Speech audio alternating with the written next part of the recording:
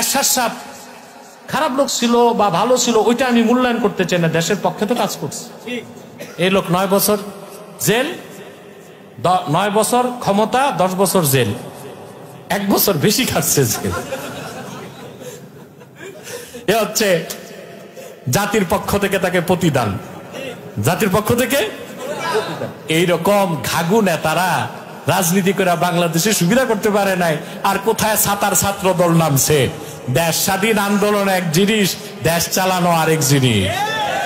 নাগরিক কমিটি দল বের করবে, গোড়ার ডিম, কিচ্ছু না। দল একটা হবে, এটা একটা সিটও পাবে না। এই যে আব্বাসী বলছে, এটা লিখে রাখেন ডায়েরিতে, একটা সিটও পাবে না। দল একটা হবে। এত সহজ বাংলাদেশে রাজনীতি করা? আজকে জুমায় বলছি না, কথা বলে ভাসানির মতো মানুষ চলার বাড়ি খেয়েছে, তাও নারায়ণগঞ্জে এসে। কোথাও এদেশের ইতিহাস জানতে হবে, এ জাতির ঐতিহ্য জানতে হবে, নৃতত্ত্ব জানতে হবে, ভূতত্ত্ব জানতে হবে, ইতিহাস জানতে হবে।